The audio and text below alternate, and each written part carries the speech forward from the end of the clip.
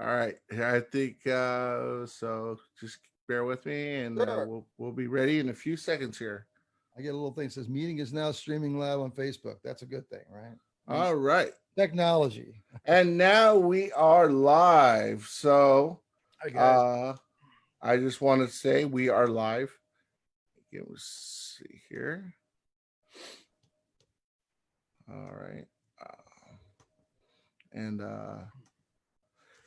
So, all right, Bill, we're live. So, I want to thank everybody for joining us today.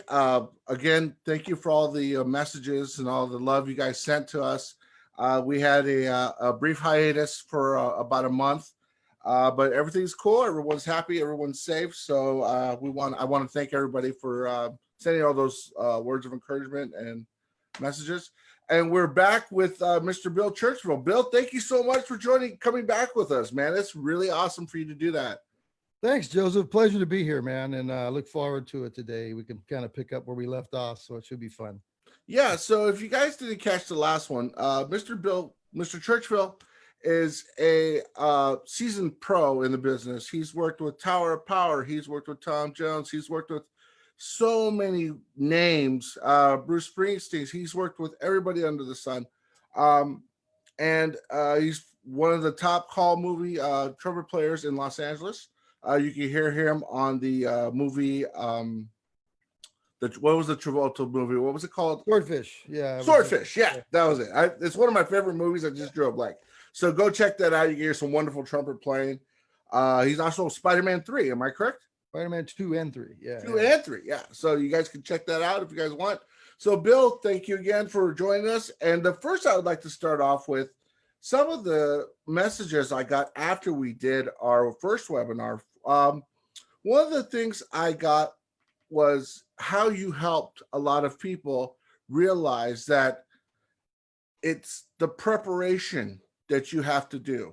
You talked about how when you go on the road, you play the book every day, 2 weeks before you even go on the road to make sure your chops are there.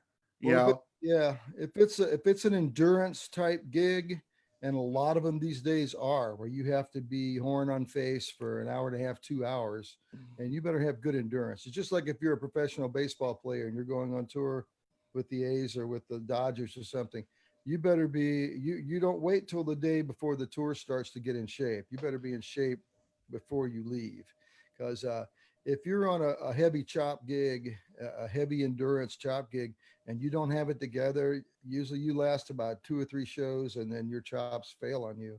And that's how cats lose gigs. That's how guys do permanent harm to their chops. It's just not a pretty thing. So I have a training regimen that we've talked about this with other players and stuff. We all talk about how do we prepare for a big tour that's got a lot of hard blowing on it. If you're lucky enough to have a tour that doesn't have that hard of playing, you have the option on how well you want to be prepared for it.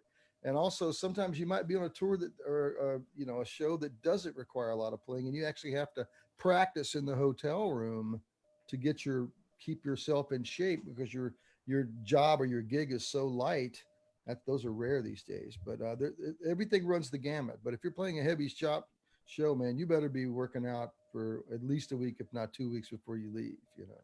But and, go ahead. no, that's great advice. A lot of people, they need to apply that to even their little gig or their high school gig or their college gig that they have. I mean, those are things you should start. If you're a student, you should start that regimen now. Yeah. Yeah. Also, one of the comics I got from a buddy of mine, Mark Witt, he's a trombone player right here in town. He said how positive you were, and your level of professionalism really touched him, because when you were talking about how you were at the studio doing the Tower Power gig, you had all these guys in line, and a future bandmate, you saw Barry Danielian, you went up, you shook his hand, you talked to him, and you told him good luck. But those things are what people remember.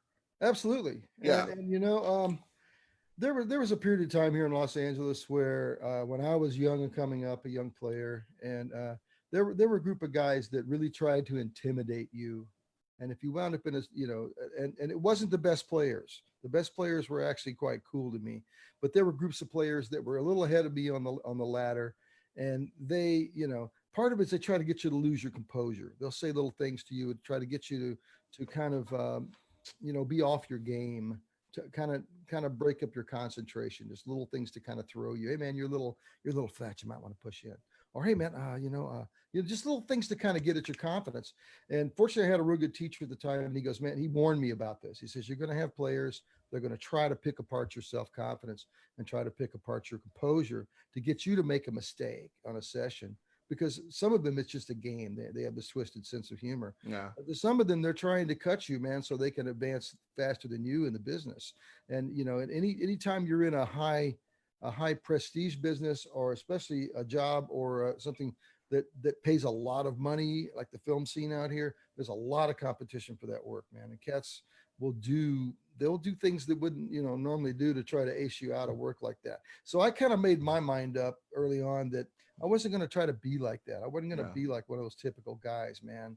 And I kind of surrounded myself in my career with advocates and people that I like working with that don't try to break each other down, but try to support each other and try to, you come in there, hey man, man, good job. That sounded great.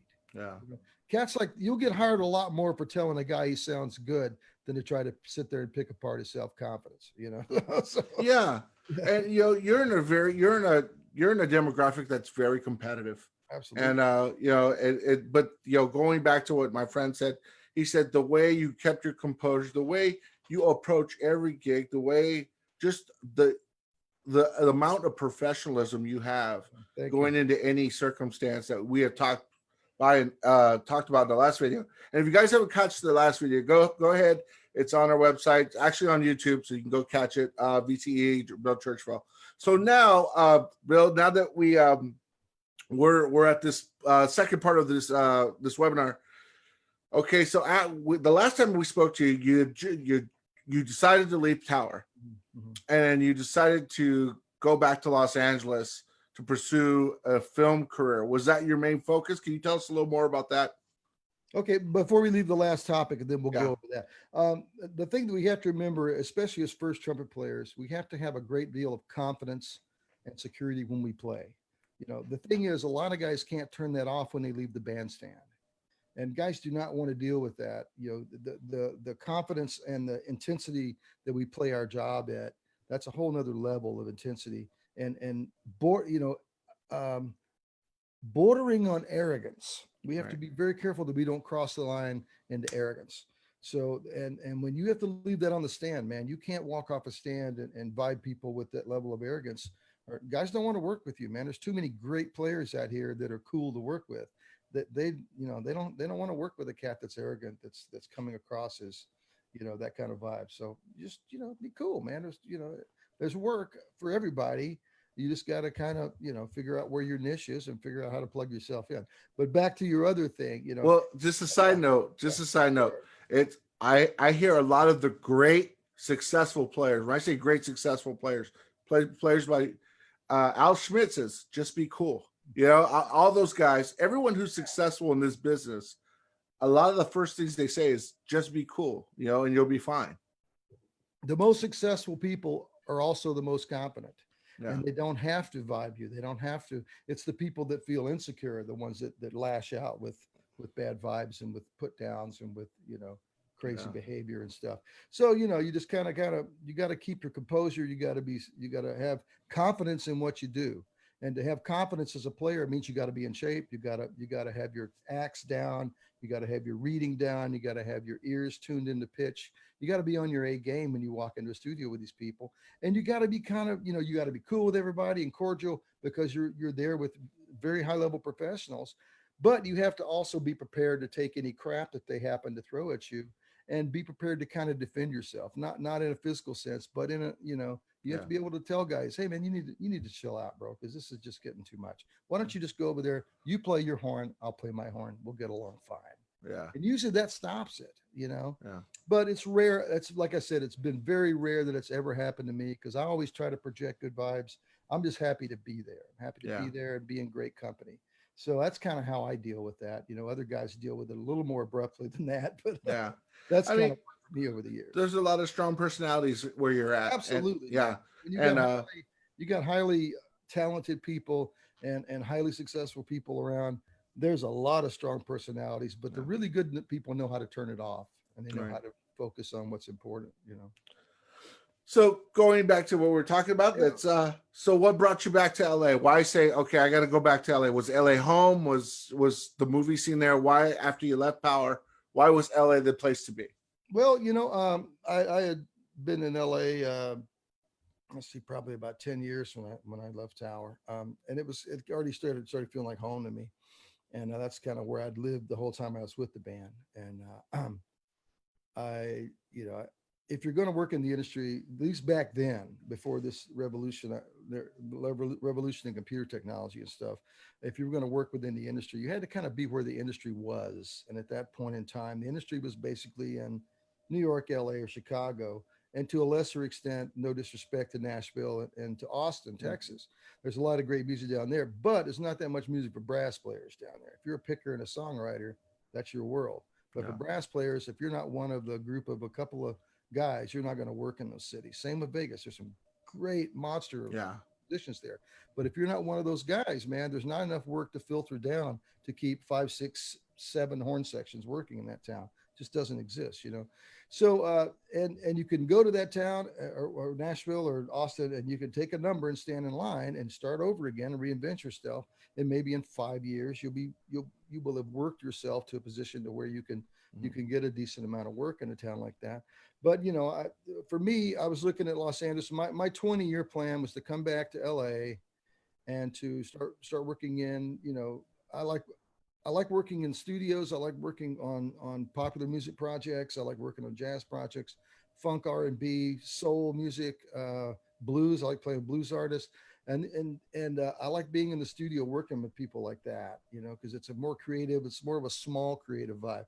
The film thing kind of happened by accident, and I got to know one of the top orchestrators for a couple of the big film composers out here, and the orchestrator and I kind of hit it off. And because at the time I was at USC working on my graduate degree, and I was playing for a lot of the final projects for the film composer school. I was in with the contractor, so I would go and sit in the orchestra, play the film composer stuff that what they were doing in the film composer school there.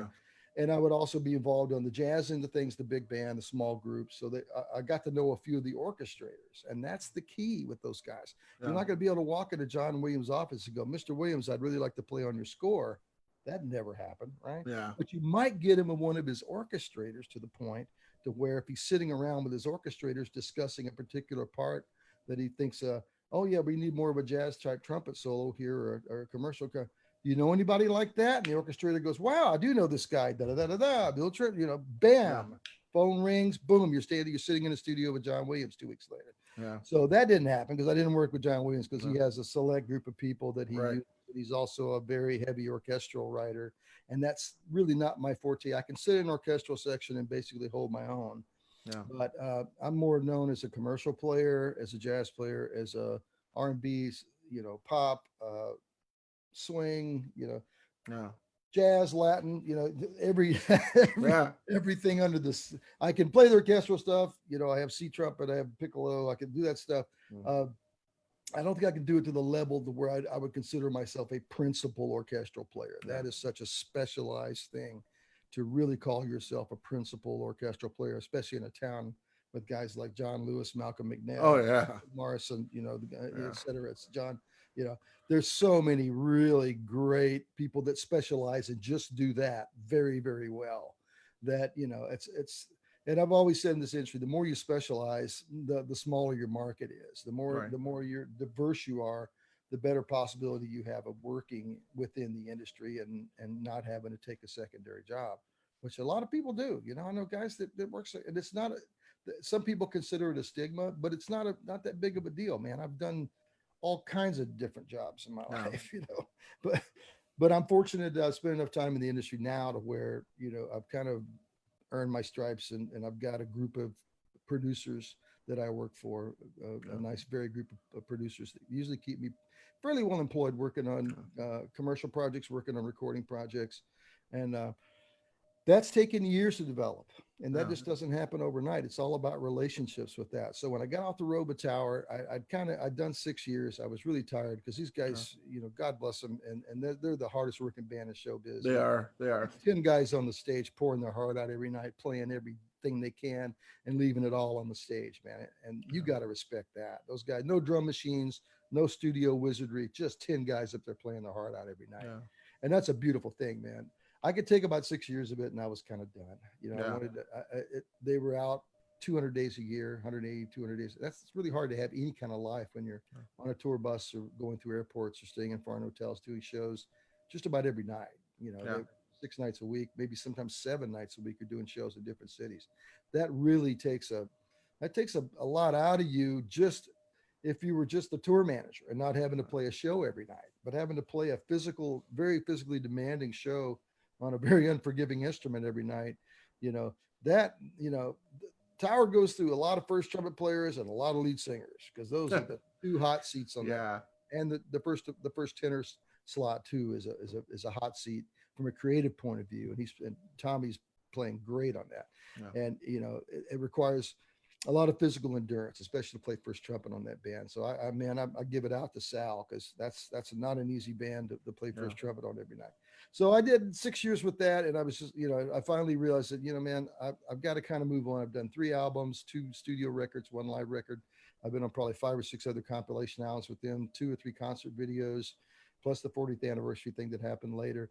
That was a full body of work with those guys, and it was just time to move on. So I figured I was going to come back here and work more in the studios. There was still, at that time, that was right around the year 2000, there was still a good amount of pop and R&B and studio kind of things happening in popular music. So I got to work on some really good projects right about that time. And the following year, I got in with Christopher Young, and got involved in the Swordfish Project.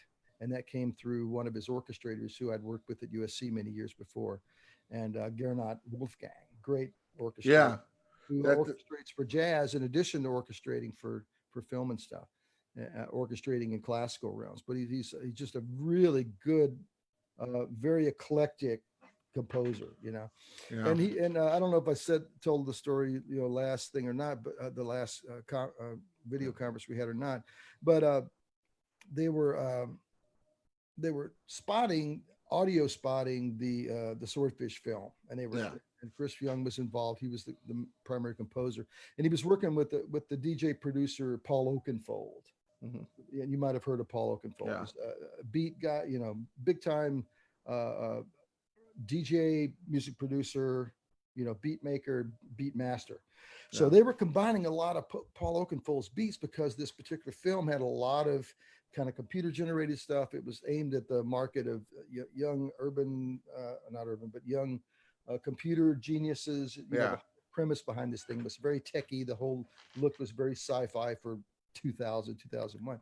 So they were looking for a specific type sound for John Travolta's character. It was Gabriel. He played like this sinister former FBI guy that was, trying to, hack into this big government database and steal these trillions of dollars to do whatever with, right? Yeah. So they were looking for a really kind of weird, sinister sound that would be his character sound. So Gernot called me out of the blue, and he wouldn't tell me who it was for. So I'm like, cool. He says, do you know any trumpet recordings of guys using electronics on the horn? And I went, sure, man. At that point, I didn't see the opportunity yet, right? I said, yeah, man, check out Miles' Electric Period. Check out Randy Brecker, some of Randy's early works. Check out, Don Ellis, some of Don's stuff. He was experimenting with a lot of wahs and pedals and a lot of different kind of sounds, And he says, great. Thanks, man. Click, 2-3 days later, I get this call. He goes, well, I'm working with a composer on a new film, and we're trying to, none of those things really worked out for us. Do you have anything we can listen to? And I said, I'll have you something in 24 hours. So at the time I had a custom built audio computer that I'd done myself in PC and put it all together. And I had a ton of these crazy plugins. So I just took a couple of melodic ideas on the trumpet, put it in the computer and started running it through all these crazy filters and coming up with these really wild sounds. And Yeah. I took it all together, put about 5 minutes of that crap on a CD, gave it to Gernot, said, here, man, check this out. Anyway, it got back to Chris, and they heard the thing and went, wow. And they called me up, and Gernot called me and said, hey, man, can you come down to Chris Young's studio in West LA and bring all your mutes? And I said, buddy, I got a lot of mutes. And he goes, bring all your mutes. Exactly. I brought, I don't know, you can't see the wall. Yeah, I had a bag like this full of every mute I owned. Yeah. To be a featured soloist in a major film like that, that's kind of a big deal. That's a career maker in that world, right? Yeah. So I came in there with every darn mute I owned, and I even brought in, I even took some snapshots of the filter effects I was using on the stuff that I'd done, because I got in there. Chris was like, man, how did you get this sound? How did you get this? I said, well, that was this Harmon mute run through this filter on Cubase and kick back through this. And he goes, wow. And he had his engineer there. We were kind of trying to duplicate some of the stuff. And we came up with this really cool kind of sound of a Harmon mute bounced through a digital delay that ping pongs back and forth in three different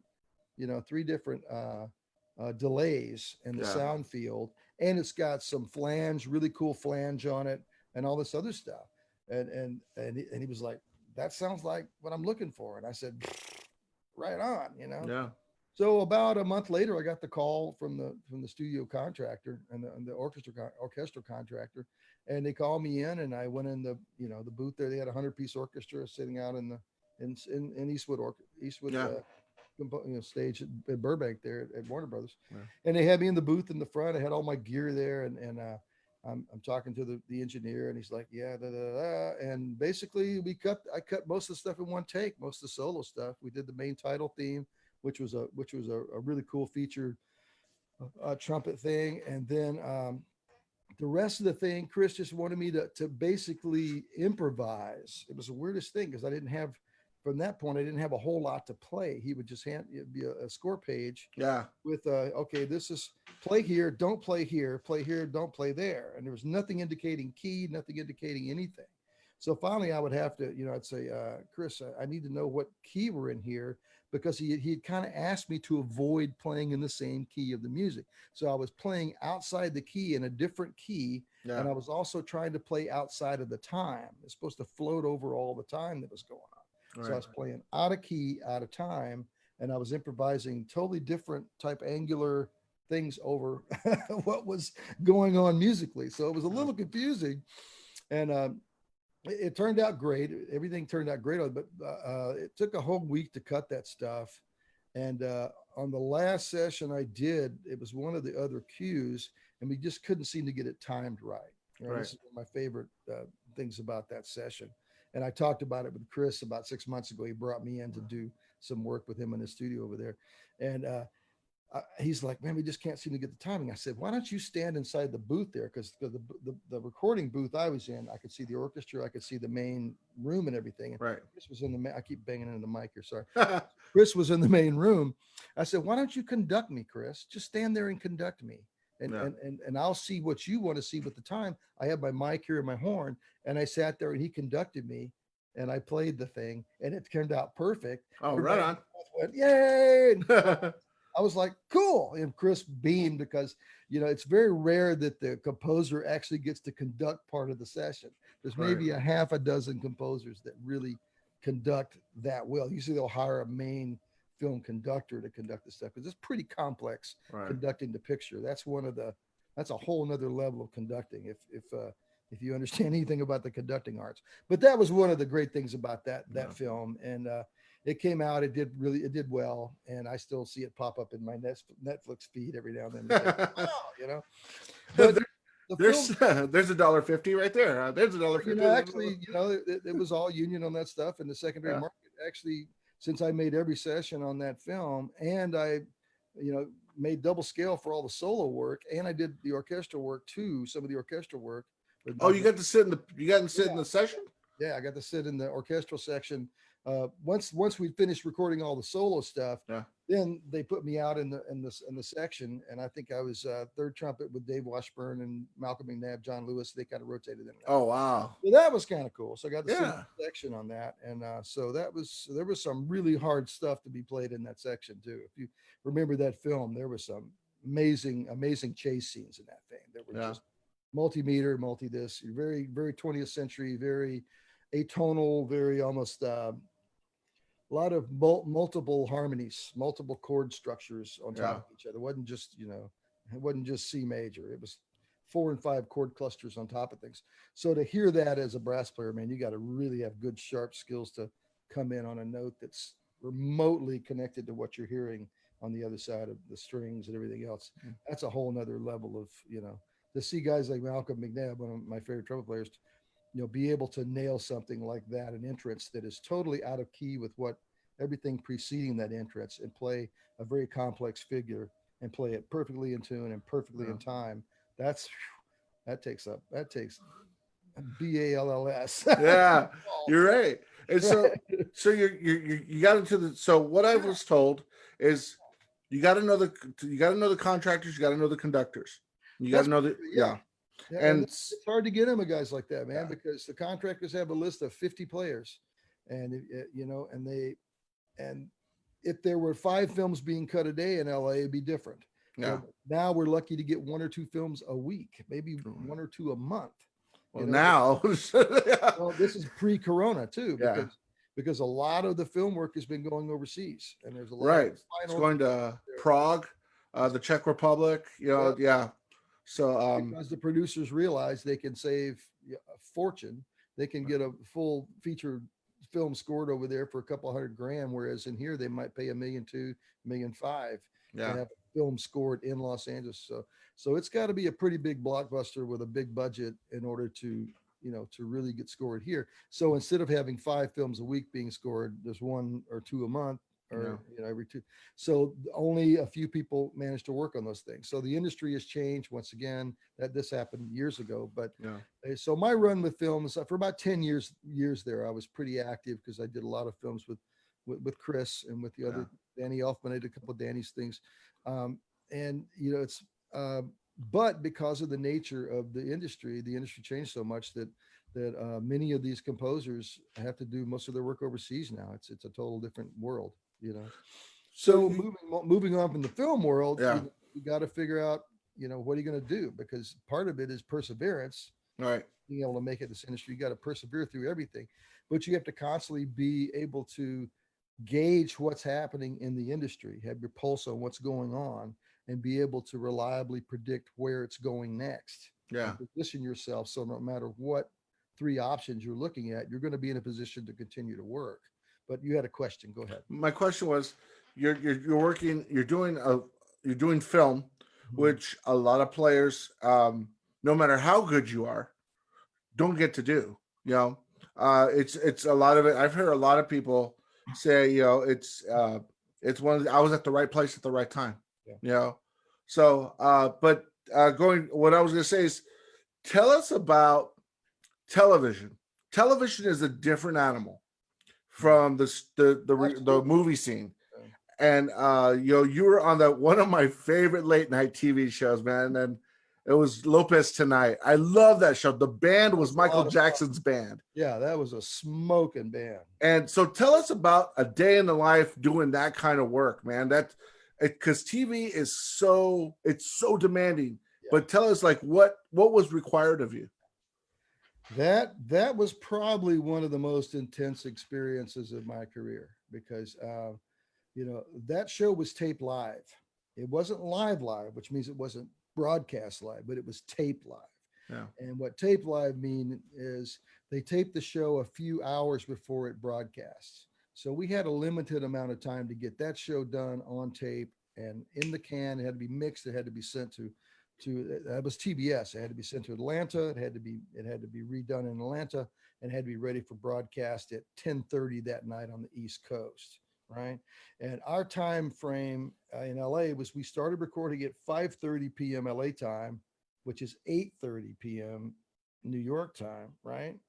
So we basically recorded from 5:30 to 6:30, almost quarter till 7. And while we were recording that show, they were already mixing behind us in the digital domain. They had Wow. another entire mixing suite outside of the production where we did it in Burbank. We also did that on the Warner Brothers lot. Mhm. So while we were performing, they were mixing the show behind us and sending everything to Atlanta. So it was a machine.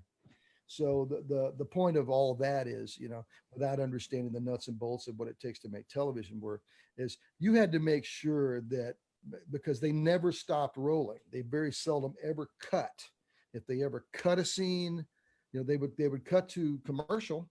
But once that Yeah. juggernaut is going and all those machines are running and that those hard drives are spinning and those producers are doing their thing, they did not want to stop that thing for anything. So if you made a huge clam, it stayed on there. Oh. So that was somewhere you did not want to clam in that situation, because it was intense. Um, Michael Bearden, music director, great. I mean, I've never worked with a finer music director. Mike knew exactly how to keep the band insulated from the production, which is a big deal. He knew how to keep 6 or 7 very accomplished musicians and highly professional people focused on this type of work. And the TV thing is all encompassing. I was also the arranger, musical arranger for the show, right? So Right. my typical day was, we shot on Mondays, Tuesdays, Wednesdays, and I Thursdays, and we shot we shot on Monday, Tuesday, and Wednesdays, and we shot 2 shows on Wednesday, right? Because we had the show that would air on Thursdays. We didn't air on Friday. So it's 4 days a week, but we shot 2 shows on Wednesday. So we had Thursday, Friday, Saturday, Sunday off, and we needed it because there was Mhm. so tremendous amount of music that had to be done for that show. We'd written most of the cues for the show in advance and pre-production before the show started. We'd written a lot, most of the bumpers. We had a whole list of compositions that we had put together just for little musical bumpers, little things in this. We had a whole book of stuff that various members of the band had written. I'd written a bunch of them. Sean Holder had written a bunch of them. Michael Beard had written a bunch of them. And Michael, in his generosity, credited everyone in the band with the stuff that they contributed to the show. So we all were able to participate in ASCAP and Yeah. songwriting, which is important, because a lot of MDs wouldn't have done that. They would have tried to take credit for everything so they'd make the money. But Right. Mike was generous in that. So I appreciate that too. But so we had a full book of probably about 50 or 60 different cues that we could call on a moment's notice to bump to commercial to this, da da da da. Because you Yeah. never know when you're dealing with comedians, especially master comedians. Yeah. You never know the pace that they're thinking in their head. Now, George might hit a one-liner and realize that that's the biggest laugh he's going to get in the interview. He might end the interview early and cut to commercial. So you got to be on your game in the band, because we had a little earpiece there, Yeah. and Bearden would be watching the monitor, and he'd go, "Okay, guys, commercial in 3, 2, 1, bam," and you're gone. I Yeah. mean, it's like 3, 2, 1, play, Yeah. and you have literally a half a second to get your armature set. Bam, maybe come in on a high C or something, Wow. and you don't want to miss it. And the studio's 54 degrees, so they keep it freezing, right? Oh. You've got a keyboard in front of you, you got a monitor, you got a microphone, everything's going live to truck, so you don't miss, man. You make sure your head is in the game the entire time.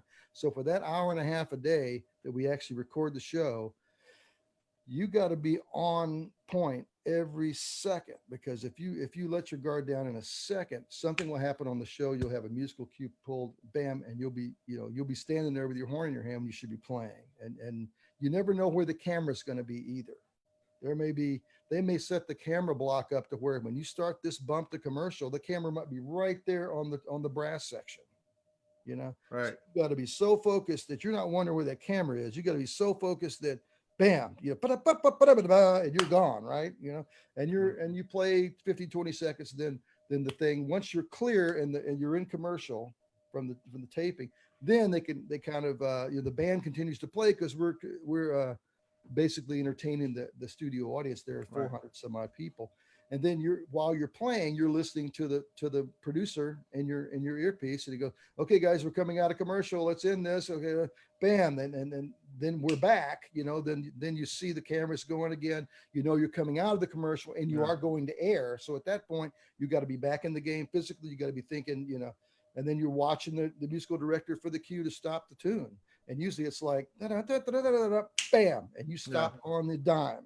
There's no time in television for any hesitation. And we worked that a lot with the band before the show even started. Mike would work us and he'd have us playing these complex cues and he would just go bam and stop us immediately. So we got to the point to where the band was so nimble, Yeah. so well rehearsed, even though you had great players, that we could stop and start on a dime.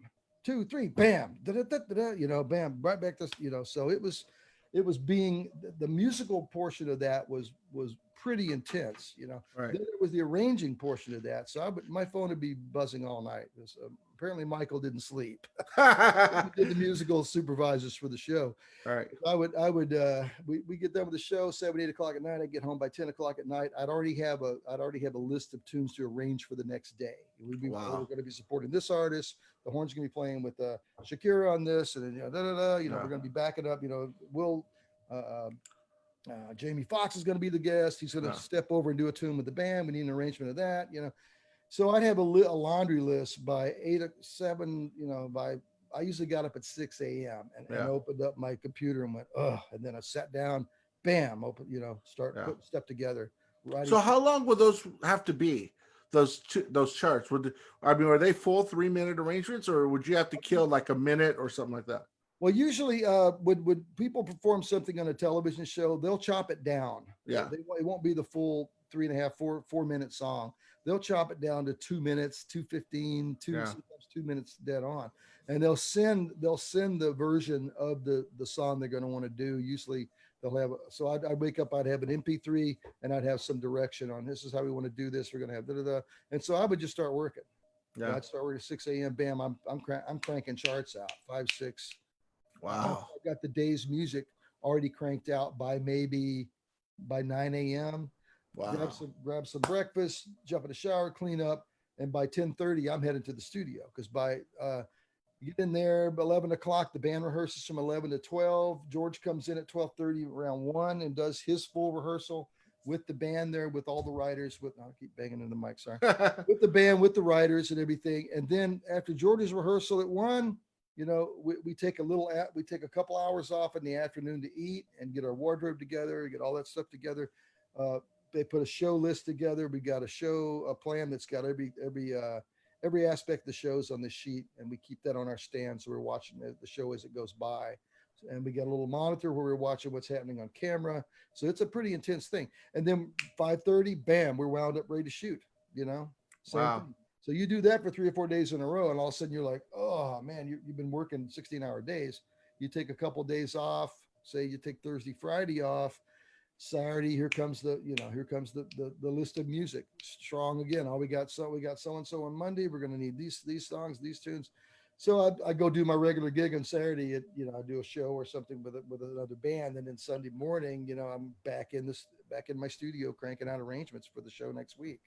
So so and you do 13 weeks of shows, and then you have a hiatus of 4 weeks, 5 weeks, and then that was as far as precision and timing and economy of motion and economy of work. You learn how to work fast. You learn how to write charts like that. You learn how to they have a little time to warm up before the show, but you make then you have the playing aspect of the show. You got to make sure your chops are in top shape.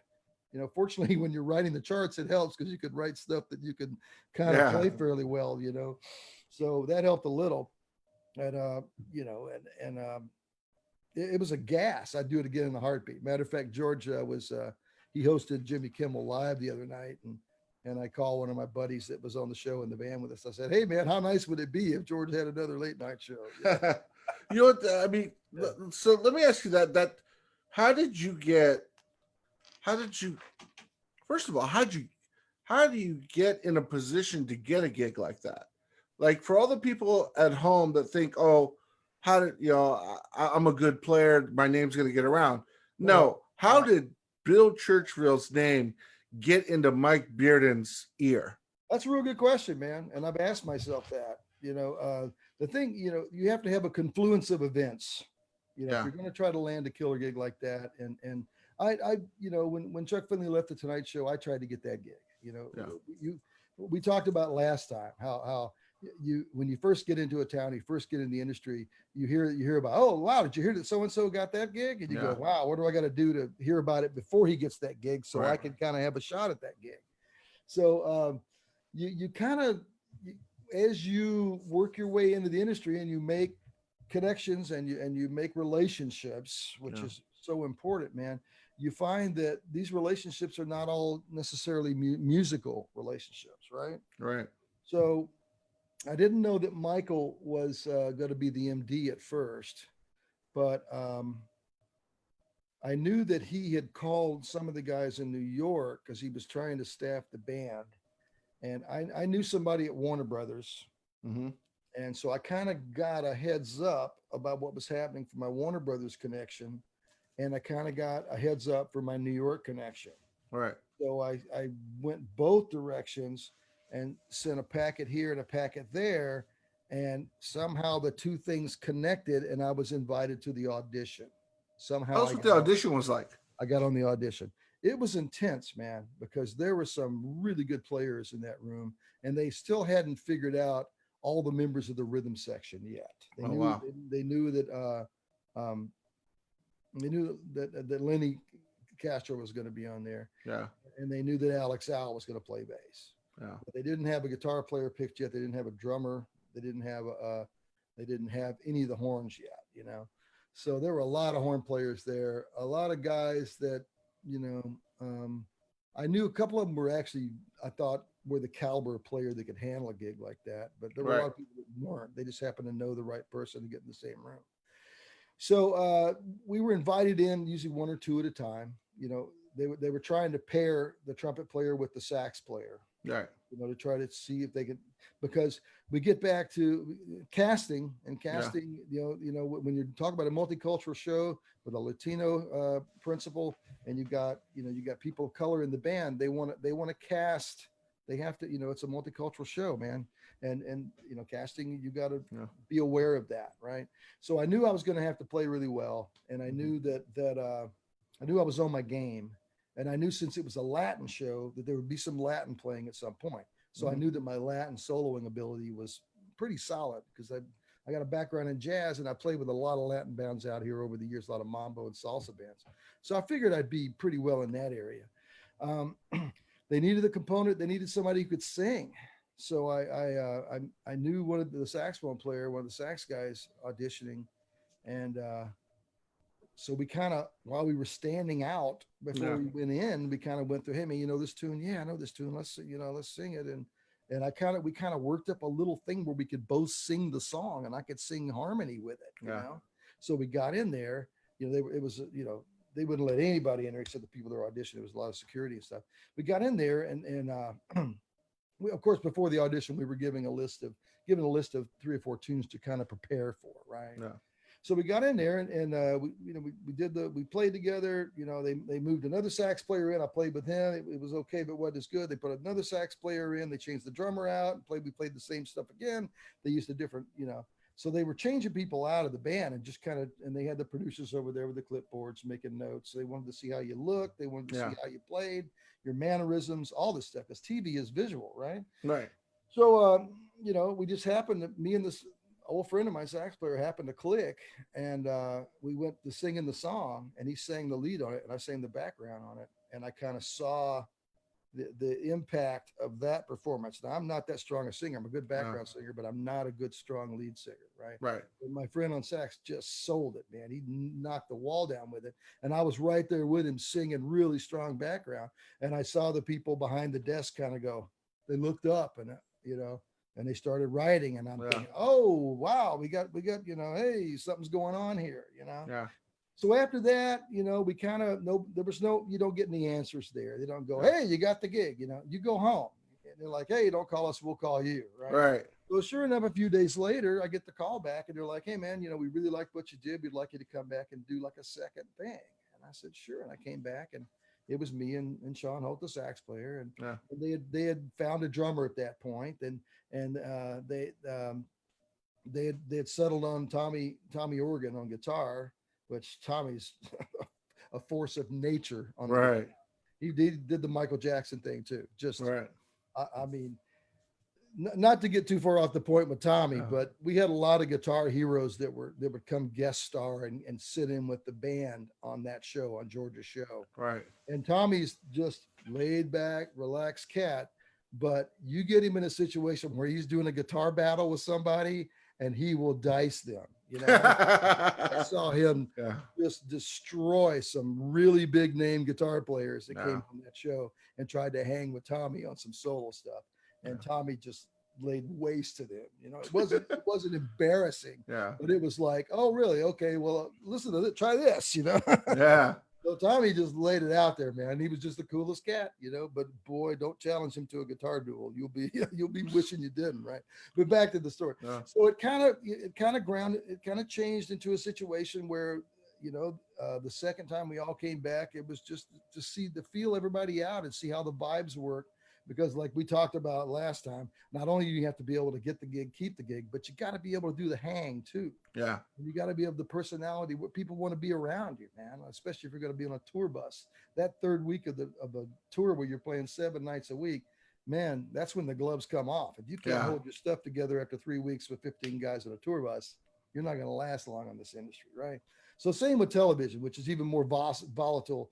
Television is the most volatile of all media, man.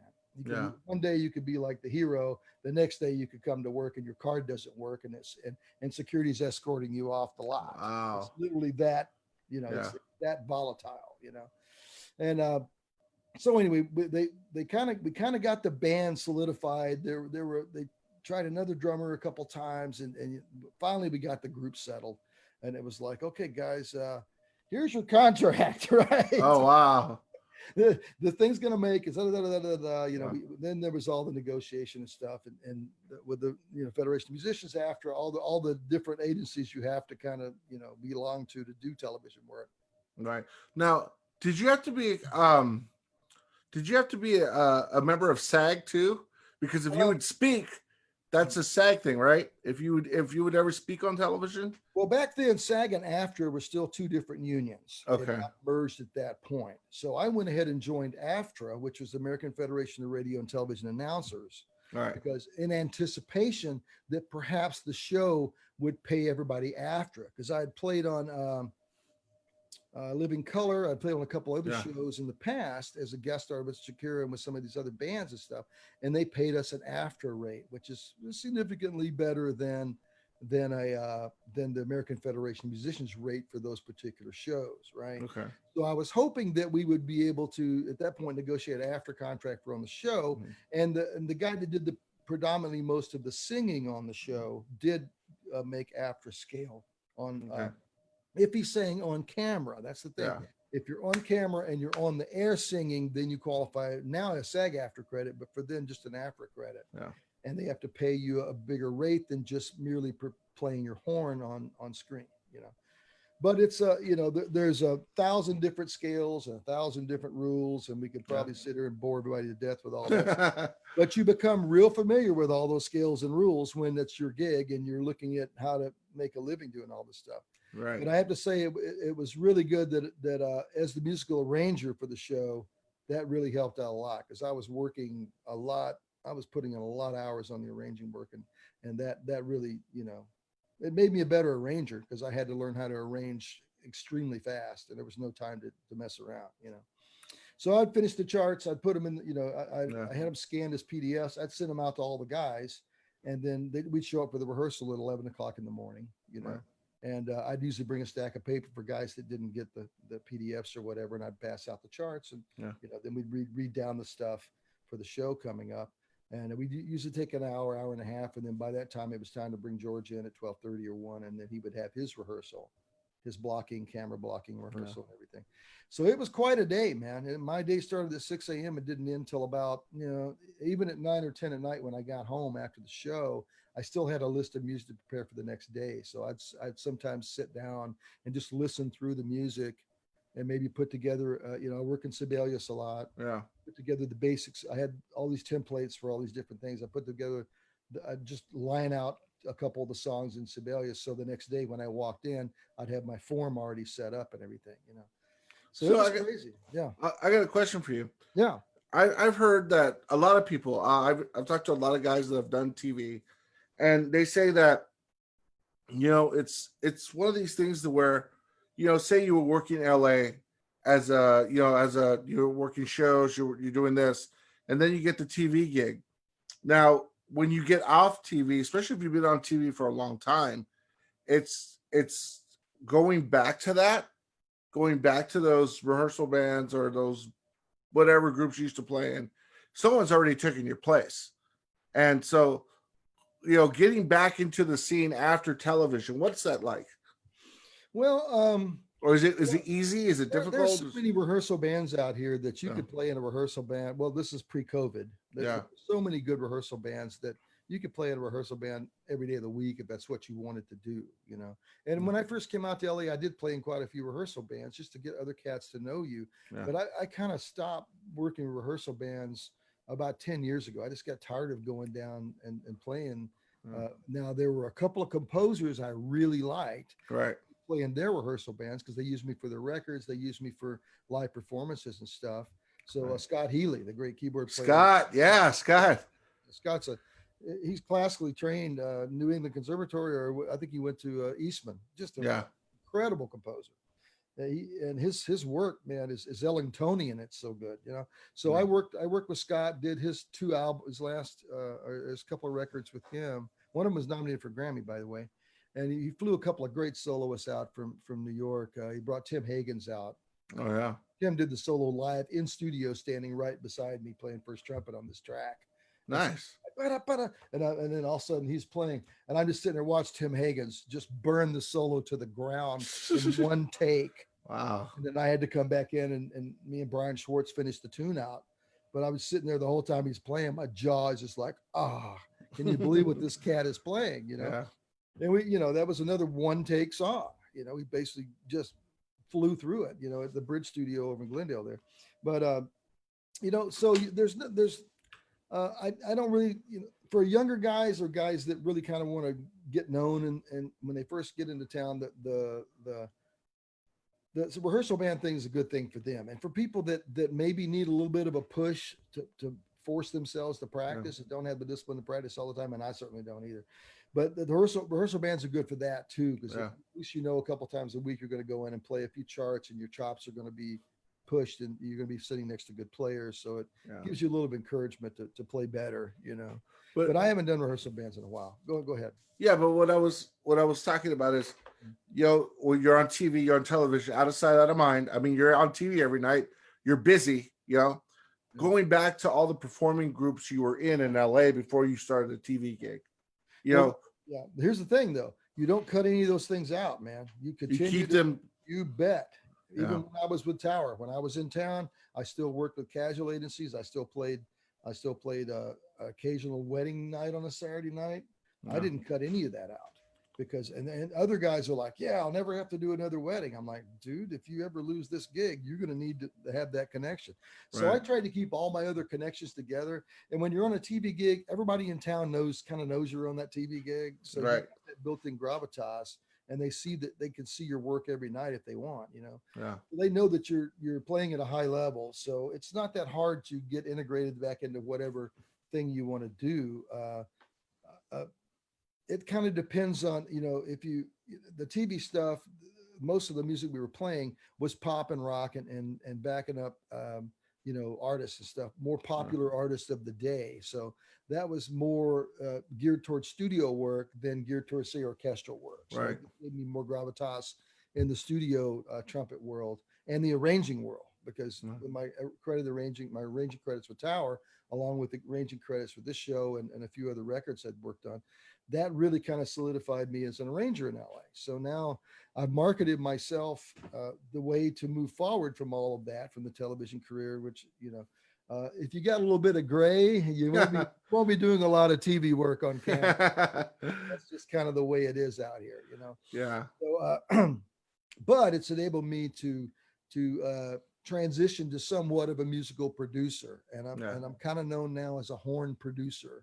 I solve problems. If you've got a record and you want to add horns to it, it's a one-call solution. You call me, I do the arrangements, I hire the guys, I book the studio, I produce the session, I hand you a finished horn product. I mean, sometimes I'll even do a couple of mixes of what I think that the horns would sound great on that record. Right. And then I deliver basically a finished product, and all they have to do is, sign one check. And if we're dealing with a major recording label, then we have to do the contracting and all this kind of thing Yeah. too.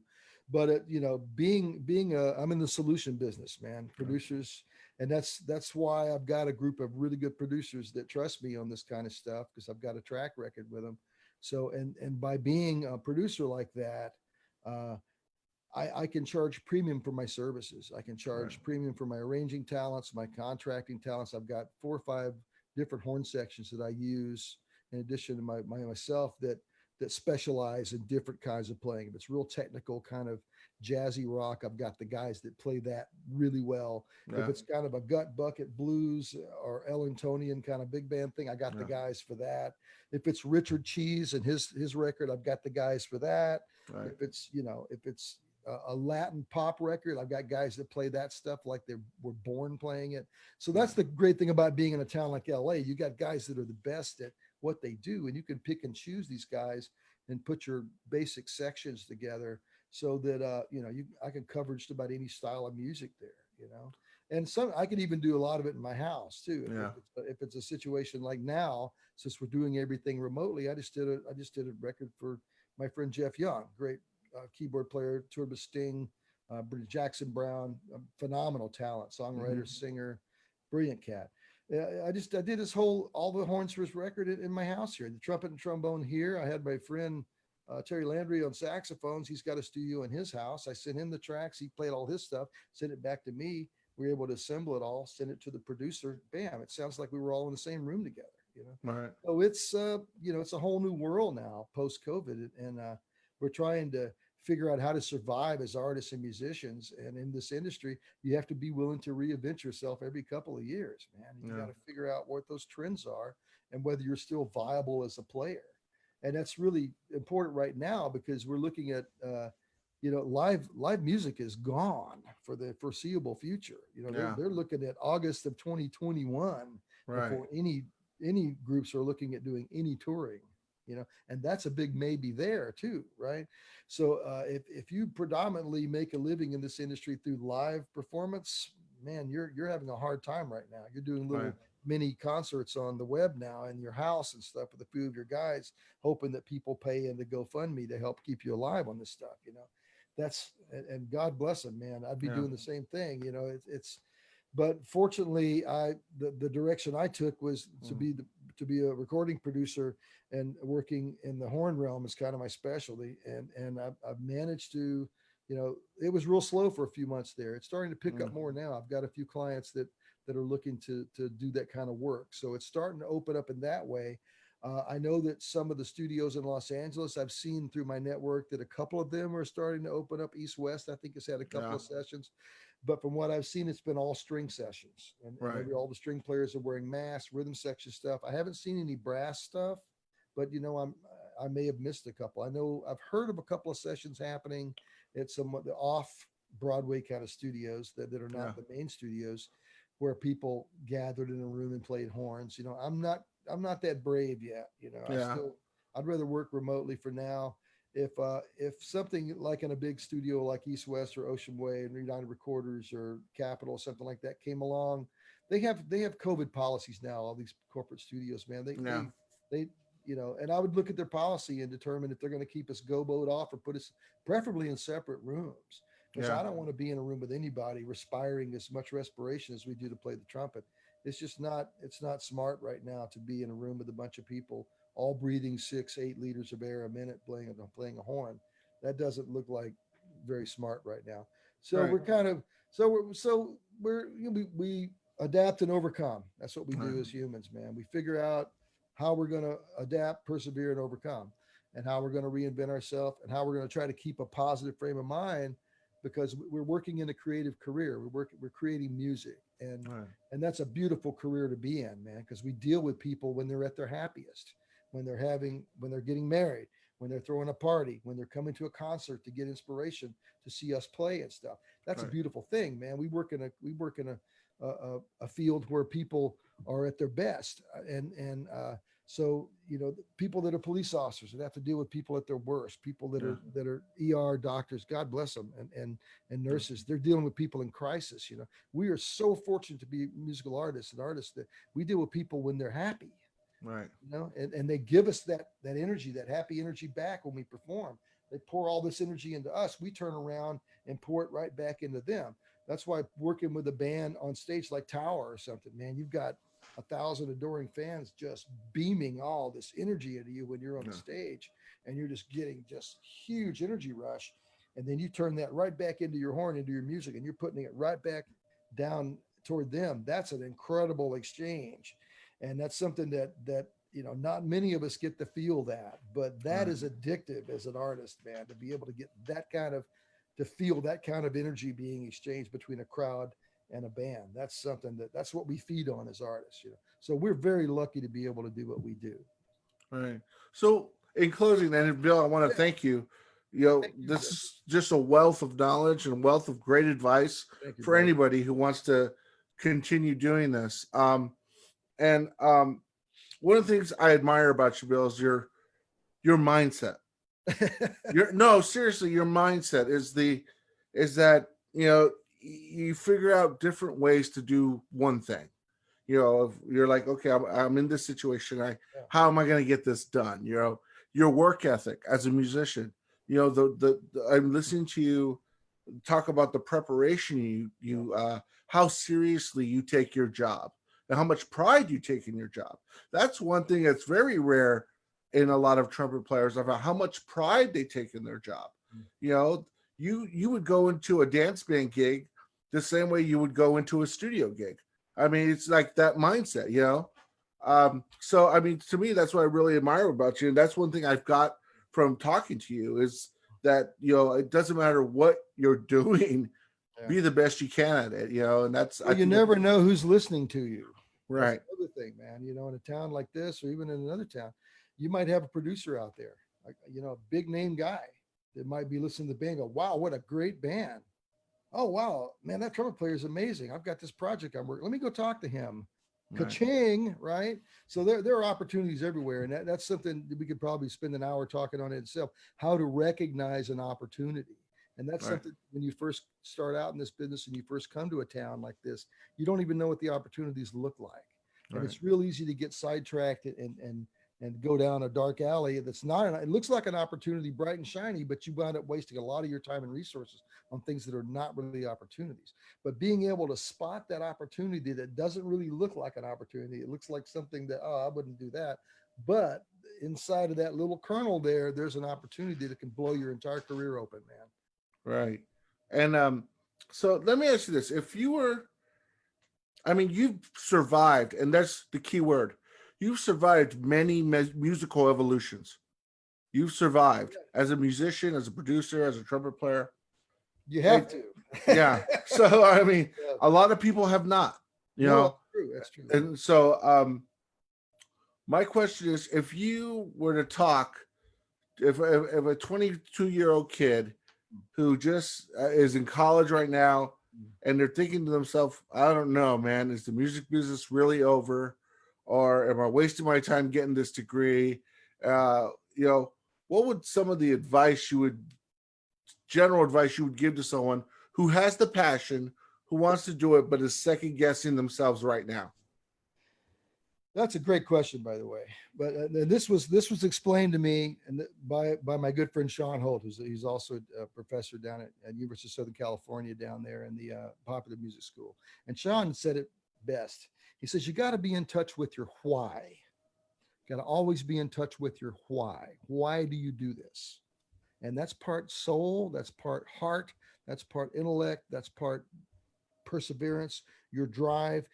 And if there's any reason, there are a whole lots of ways you can make more money than being in the music industry, and you won't have to work nearly as hard, right? And so this will, if you're going to work in this industry, it's going to be the hardest thing you ever done, and you're going to have to sacrifice. And it's you better be in touch with your why you do this. And your why needs to be really compelling. You have to do it because you love it and because you can't imagine yourself doing anything else. because if you can imagine yourself doing anything else, maybe you should be doing that. Yeah. You know, Yeah. so stay in touch with your why. And if you come to a major market, you know, be humble, meet the people, be nice, try to get in with some of the better players, and kind of, you know, use them as mentors. That's what I did. You know, get these people and be cool with them. You know, don't, you know, when are you going to get me a gig? No, no, no, no, no. You get to know them, and sooner or later they'll start tossing you a little bit. They'll go, hey man, I can't make this job on Friday. Can you do it for me? Here's a sub gig. Take that gig, even if it doesn't pay. Take it, because when you start building up these better players and more established players, confidence in your ability, if you go and sub for him on that gig and the leader calls him and goes, hey man, that guy you sent last Saturday, he played great. Bam, that's another feather in your cap. And you got to start building successes, start building a repertoire of wins, of successes. And when your successes start getting to the point to where people will start talking about you in circles outside of your own little musical circle, and your circle is growing every year, that's when your phone starts ringing. You know, Yeah. so get in, humble yourselves. You're not going to walk into a town like Los Angeles and go, man, I got a double C, I'm going to own this town. It ain't going to happen, pal. You know, that ain't going to happen. I'm sorry. You know, no matter how good you are in a college setting or a semi-pro setting, you're not going to walk into a town like New York and own Broadway in 6 months. Ain't going to happen. You're not going to walk into Chicago and be the best player in Chicago, or Los Angeles, or New Orleans, or Right. Atlanta. It just ain't going to happen. So you can't you can't come across as being arrogant and overconfident. You know, you come in humbly, man. You go, hey, man, I really enjoyed hearing you play. You're a hero of mine. You know, anytime you need a sub, call me. You know, that's the kind of stuff that gets respect from an established player. Yeah. You know, or maybe show up, you know, hey man, find out where they're playing. Hey, I got a little jazz gig over at Jack's next weekend. You got to come out and hear me play. Go support them. Go support their band. Go listen to them play. Sit out in the audience. Make a contact on the break. Go up to the guy. Hey man, just wanted you to know I really dig your playing. And it doesn't even have to be a trumpet player. It could be a sax player. It could be a All right. pianist. Most of the work I get out here is not from other trumpet players. Hello, newsflash. Trumpet players don't call me. I got maybe 2 trumpet players that call me, and it's only when they have a gig that requires a second trumpet player. All right. I get most of my calls from keyboard players, from saxophone players, from producers now that are Right. keyboard players, guitar players, because they know my arranging abilities. They know that I have ability to put together great horn sections and record at a very, very high level. You know, but very little of my work comes from other trumpet players. You know, Yeah. so but in the beginning it did. When I was subbing for other players, that's when, you know, that work came from other trumpet players. But as I progressed, as I started doing some of the better work, you know, I started getting my own group of subs. I had 4 or 5 sub players that I would send on gigs, and I was real careful about who I sent on each gig, because you're only as good as the last sub you send. You send a terrible sub, you lost that contact, basically. Yeah. You lost that gig. You send too good of a sub, they'll take the gig from you. Exactly. So it's a delicate thing, man. You got to, you know, Yeah. you got to kind of feel it out, you know. Yeah. So and at that point, you know, you're getting recognized by saxophone players. Wow, man, that was you sound like a sax player on that solo. No, man, thank you. You know, here's my card, whatever, you know. Yeah. And but I get called for gigs from sax players, bass players, keyboard players, drummers. I got two or three friends that are drummers that are producers that call me for work. So it's not all, you know, don't think that the other trumpet players in that section are going to call you for work. If they do, it's going to be their sub work because they got a better gig and they're giving you the cheap gig, which in the beginning, that's great.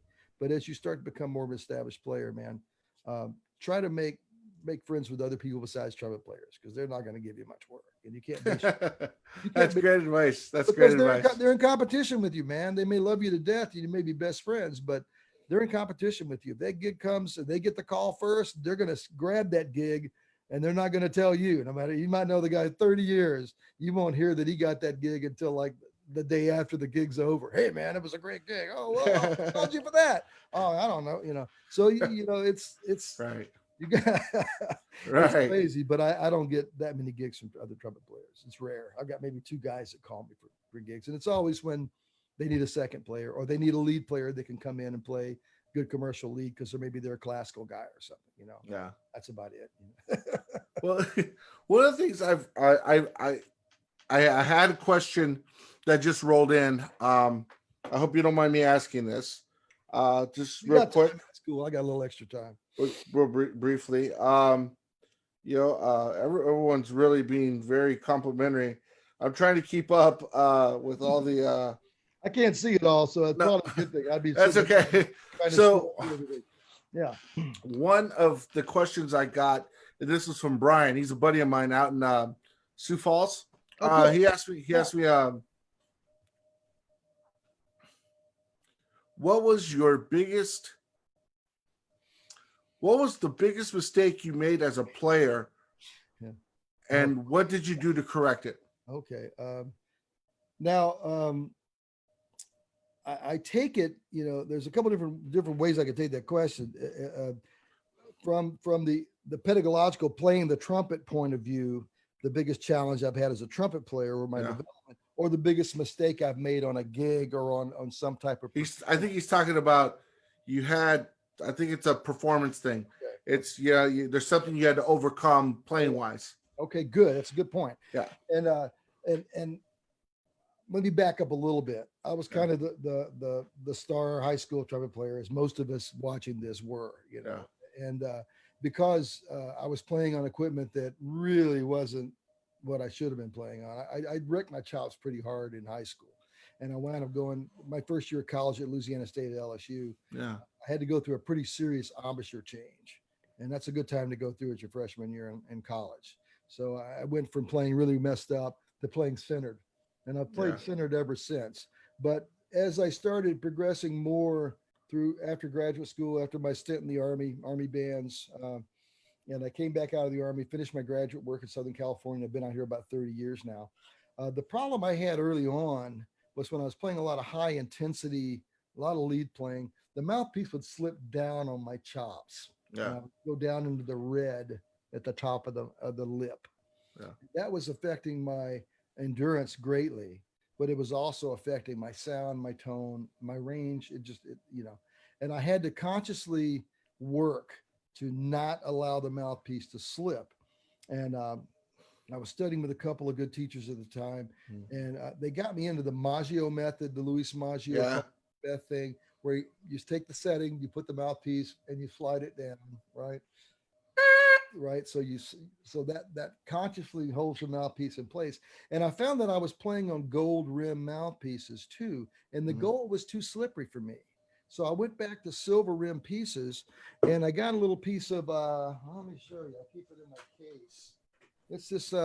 It's this green scouring pad stuff you clean sinks with. Yeah. I just cut a little piece of this stuff out, and I keep it in my case. And so what I do predominantly on my commercial pieces, more than this is like my warm-up piece and legit piece, but I'll just scuff a little bit around there, which kind of scuffs up the silver just enough to where it sticks to your face. It doesn't slide around, right? Right. Because when you're on a stage and it's hot and they don't have the air conditioner on enough and you're sweating profusely because you're working your tail off, you get sweaty face and you get sweaty chops, man, that thing's going to be sliding around everywhere. And you're constantly wiping your face. And I play with a wet embouchure. I don't play with a dry embouchure. But I can't play if I'm sweating profusely on my face and you got a towel, you're wiping your face and you're playing. You're trying to, So I went to silver rim mouthpieces, and I got a little bit of this and just brush it, not very hard, because a little bit goes a long way. Just kind of brush. And as you rotate the mouthpiece, you brush along the top there, and it puts a little bit of abrasion. Maynard Ferguson, when I've many friends that played in this band, they say Maynard used to keep a mouthpiece in his pocket with all of his change and keys, and it would rough it up. It would put like a little patina on he liked this mouthpiece rim kind of rough. Now, I don't necessarily like it that rough. No. But, if you need to rough it up a little bit so it sticks and it's not going to slide around and move, because you want that thing to be right on your chops, right in the right place, right? If it slides down here, you got problems. And I'm not an upstream player. I'm more of a little bit of a downstream player. Yeah. So that helped me a lot, being able to realize that I've had to work a different set of muscles. And instead of pulling down as I ascend in range, I try to set and more focus this way. Yeah. The Maggio thing is it's almost a hard setting. Your corners are set, but your middle of your chops are still supple. And you just increase your air, and that usually has helped me. And I don't have the problem with the sliding. Every now and then I can feel If I haven't practiced enough that week or so, I can feel it move down just enough to trigger the red light. And the next day in the studio, I'm practicing the Maggio and I'm practicing.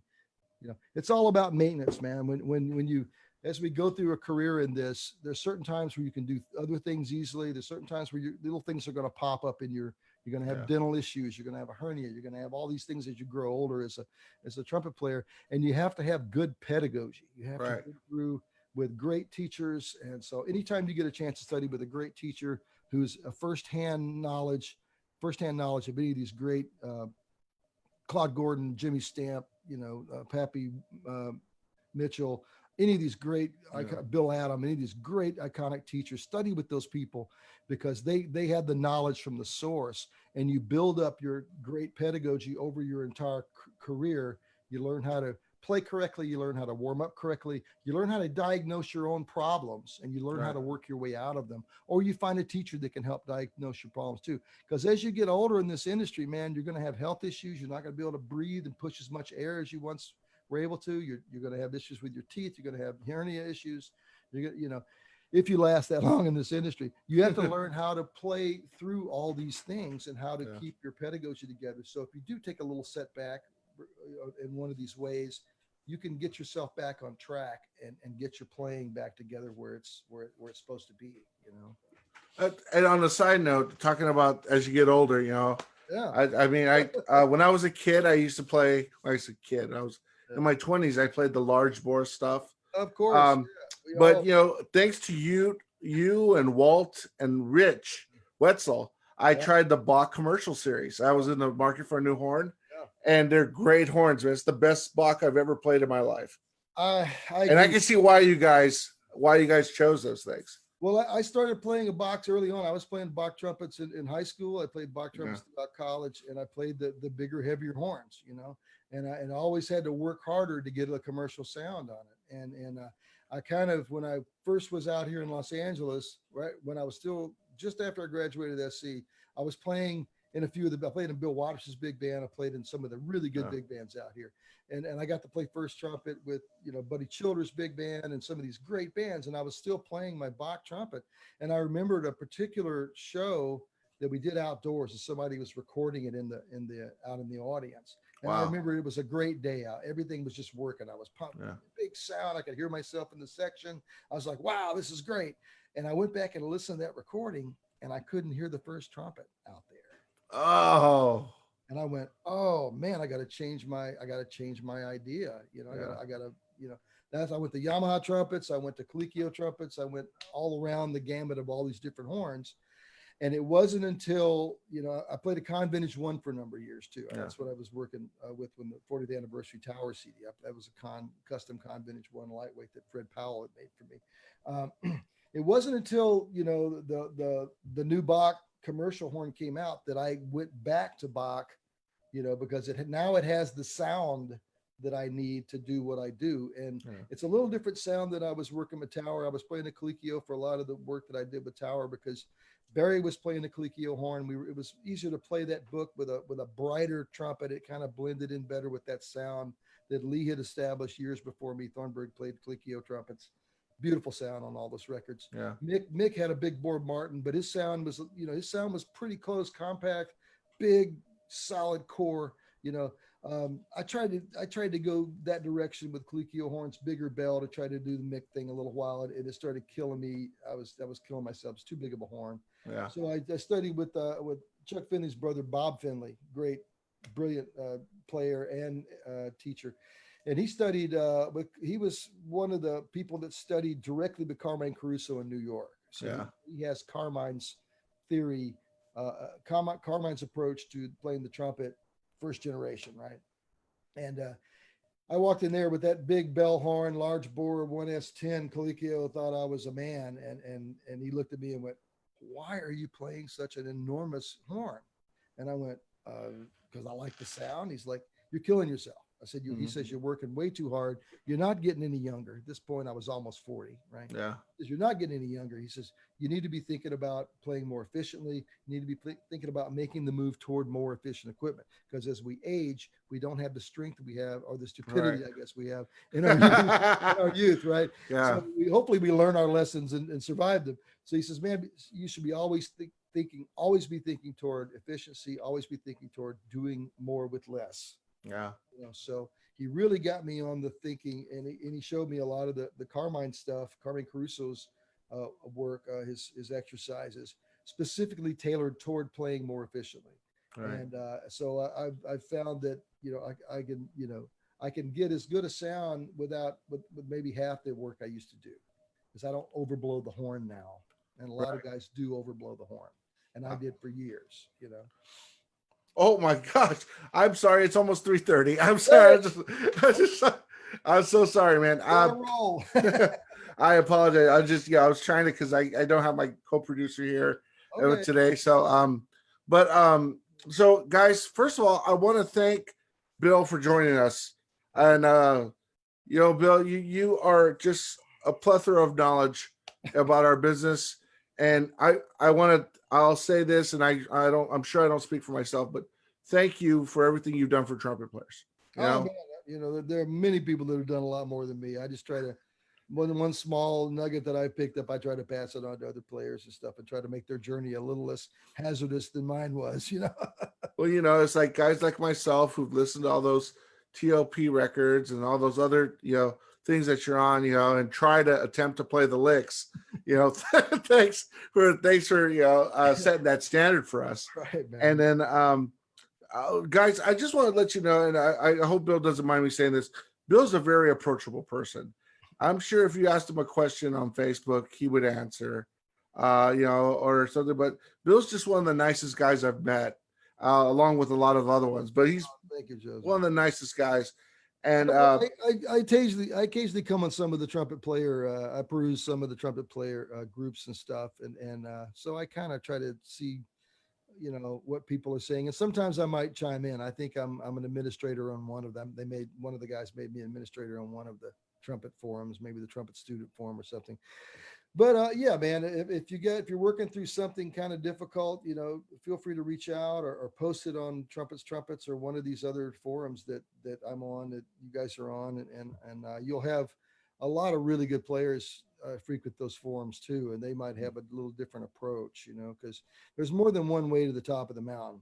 I'm not saying my way is the best way. Matter of fact, the way I've developed has been a smattering of a lot of different great theories and a lot of different books and a lot of different, we have to all find our own journey, and we were all our own best teachers. Right. We just have to learn what the right questions are to ask.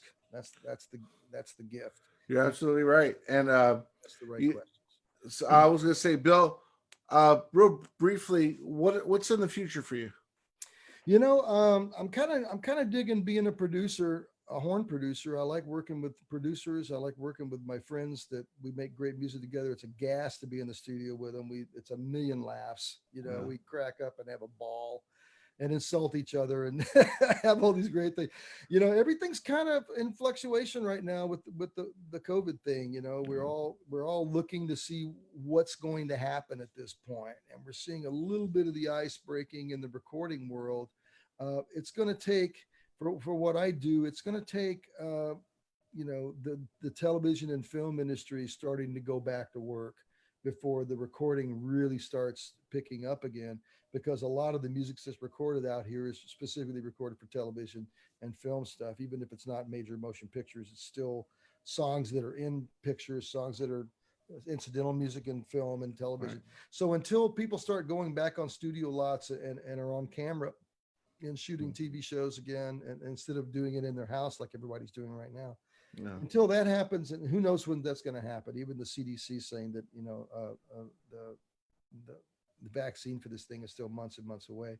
Yeah. So I will continue doing what I do at home remotely as we make progress on this stuff. Maybe we could even discuss going back into studios at some point, large rooms where they can segregate everybody with gobos and keep us far enough apart so we have and keep the airflow enough to where we can all don't have to worry about breathing anybody else's exhaust, Um, I don't know, man. So I don't know when the next time I will be in a professional outside studio, but I am set up to record here, and I've got a plethora of gear I've collected over the years and knowledge of, of many of the producers I've worked with.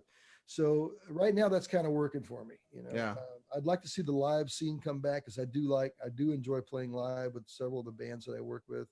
And, that's, there's nothing like the rush and the, uh, the energy of playing in a live show, especially something in a big arena or something. That's a gas that can't be duplicated. 10,000 Yeah. people screaming. But so we're it's kind of wait and see right now. I do a little bit of teaching on the side, so I've got a couple students, and so we're able to teach via Skype, and that's kind of good. You can't sit next to somebody and play Yeah. via Skype, but you can pick their sound apart and give them ideas, and you can see where they can improve. So I do have a roster of students that I work with through the Skype situation for now, and so a little teaching, a little producing, several producers that I'm working with, and I'll do a solo on this track or a solo. I just did a flugelhorn solo thing a couple of days ago for a guy and tracked some flugelhorns for him. So that's kind of everybody I know is kind of working remotely right now, Right. and everybody immediately went out and built a home studio. I can't tell you how many emails and Facebook messages I got from people going, "What kind of mic should I buy to be able to record trumpet?" And and my reply is, you have a lot to learn. Oh yeah. You can't Oh yeah. in the Guitar Center and plunk down your gold card and buy a bunch of gear. It doesn't work like that, man. No. First of all, you have to learn Logic or Pro Tools or one of the big major platforms, and Or both. yes, both. I have both. Yeah. Exactly. Yeah. Because you never know what format you're going to get anything. Right. Then you have to know about recording techniques. You have to know, a lot of these people.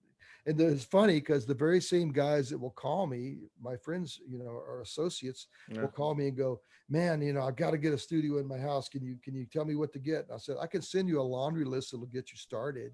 I said, "But I can't teach you how to use Logic. I can't teach you how to use Pro Tools. I can't teach you how to set a microphone up and set a gain structure up in your house, But here's a list of gear. If you want to get this is probably the least expensive money you can spend to get what they'll give you the bare basics, Yeah.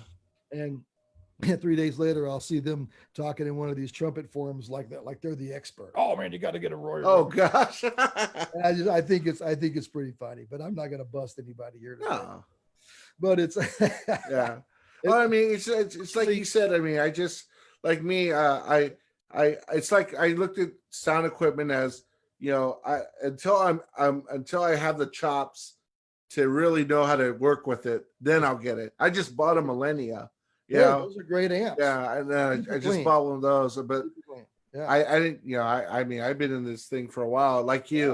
Yeah. Until I had the chops to really use it, I didn't buy any of that stuff. Well, man, fortunately, early on, I did my secondary concentration in graduate school was recording arts and music production. Yeah. So I was able to, work, in a studio environment and get a lot of knowledge that way. Plus, I kept books on a lot of the sessions I did with Tower, and I would I'd keep a book. I got to know the engineer on a lot of the sessions we did on outside acts and outside artists and stuff. And I'd befriend the engineer, and I'd say, "Hey man, what kind of mic are you using?" I'd write down the mic that they had on me. I'd write down what type of mic pre they were using, if they were using in compression or equalization. I'd write that down. And I kept a running log of mics, microphone preamps, compression settings, EQ settings to get certain types of sounds. And that was a real good foundation for me to start experimenting with recording at home, which I've been recording at home for 20 years now. I've got a studio in my house, but I have I have 2 or 3 different settings. I have a clean setting, like your Millennial is a real clean sounding. Yeah. I have a clean setting, microphone and preamp combination that work best for clean music.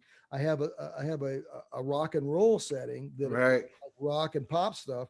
I've got a microphone preamp combination for that sounds best in that world.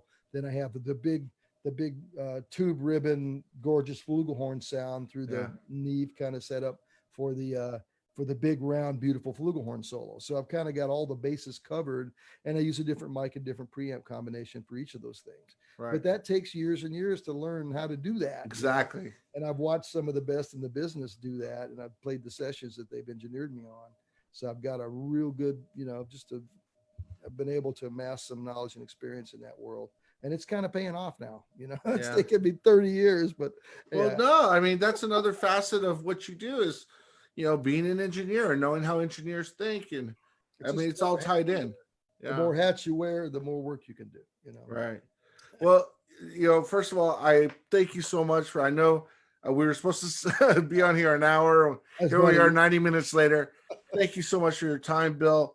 It's and you're a beautiful cat, man. I love this time that we had. And guys, if you have any questions, you actually can you can type them in, and maybe if Bill has the moment, he can answer your questions. But you can always go to our Facebook page or our YouTube page and check this thing out if you want to catch a little bit of this later. I have a website too, billchurchville.com. I was going to mention that. Yeah. I haven't really updated it that much, but I have bio information, a lot of the artists I've worked with, and a lot of my credits and record credits and stuff. And if you're entertained by any of that stuff, Yeah. Hey, go check out some of the. Here's the thing: if you want to see Bill really, go check out it's on YouTube. Check out the Tower Power 40th anniversary. Check that thing out. Bill, you sound great on that. Oh man, that was a great night. Yeah. So Mike Bogart gets a game ball on that night, though. He played every song, and that was like 27 songs. That was like almost 3 shows back to back from start to finish. And Bogart stood there and played every one of those tracks. That cat, he was Iron Mike for a reason. That cat could play. He had mega endurance, man. I played certain things through the night. I knew that Lee was not going to be there because he was out with another artist. So Emilio was kind of dividing it up as to what era we played in. And so my era was the sold out era through the rhythm and business era, through the live era. And Lee's era was the Monster Unleashed, the TOP record, that era. Yeah. So I came back and I played first trumpet on all Lee's stuff, because Lee wasn't there. So I got to play all the Monster and Lee stuff and all that era. And I played the earlier era with Mick. And I didn't play along with Sam Moore stuff because I needed a break in there, because I knew I was going to get hit hard at the end of the show. And I had the solo on Time Will Tell, which is a great song, right? I knew I had the solo on that. So I had to, like we're talking efficiency and pacing ourselves. I knew that I had to be really on it for Time Will Tell. And I knew that I had to, we were going to be playing a lot of solos on the outtake of Knock Yourself Out. Everybody was going to be screaming and going crazy on that. So I was trying to time myself so that I had rest time between times I had to really be on and times that I could, so, but Mike played straight through. That cat, he's like steel. Well, with that, guys, we want to thank everyone for joining us virtually. Please stay safe and use good judgment out there. And keep making music. And Bill, thank you so much, man, from the bottom of our hearts. You, Joseph, and thank all you guys for attending this too. And reach out on Facebook if you want, and we could have a conversation on that, man. All right, guys. Everyone enjoy their Sunday. We'll talk to you later. Thanks for inviting me, Joseph. Y'all take care now. See you later. Okay, take care. All right.